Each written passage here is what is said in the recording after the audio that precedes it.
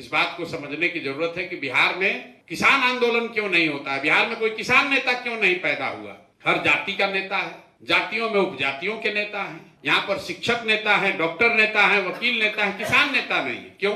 बिहार में किसान को लेकर या किसान के विषय को लेकर कोई नेतागिरी इसलिए नहीं होती है, कोई किसान नेता इसलिए नहीं हुआ क्योंकि बिहार में विशुद्ध तौर पर किसानों की संख्या बहुत कम है।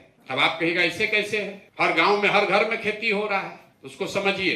किसान वो है जिसके पास जमीन है, वो खेती करता है। तो बिहार में जिसके पास जमीन है वो खेती नहीं करता, वो खेत रेंट पर देता है। तो उसको इससे मतलब नहीं है कि धान का दाम इस बार 1600 हुआ कि 1900 हुआ, उसको मतलब है कि बटाई का हमको आधा रुपया मिलना चाहिए। और जो आदमी एक्चुअली खेती कर रहा है वो किसान नहीं है, वो विशुद्ध तौर पर मजदूर है, जिसने जमीन रेंट पर लिया है और अपने शारीरिक श्रम के एवज में अपने बच्चों के खाने भर उससे उपजा रहा है, वो किसान नहीं है।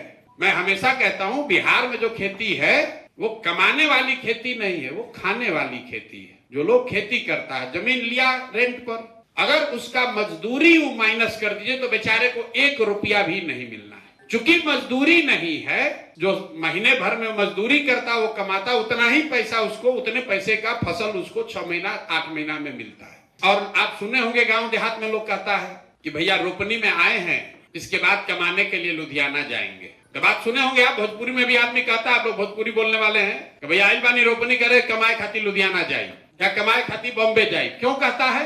क्योंकि रोपनी करने आया है कि इतना उपज हो जाए कि बाल बच्चा भूखे ना मरे। 6000 8000 कमाने के लिए बाहर जाता है, इसलिए बहुत कम। आप गांव में जाकर देख लीजिए, हम भी 5000 गांव में जाकर इस बात को हमारे मन में आया, पढ़ा, हमने समझा, उसके बाद जाकर गांव में भी देखा। अगर 100 आदमी खेती कर रहा है तो उसमें इक्का दुक्का ही ऐसा आदमी है जिसका जमीन भी है और वो खेती भी कर रहा है। तो चूंकि किसान यहाँ है ही नहीं, इसलिए किसान का आंदोलन नहीं होता है।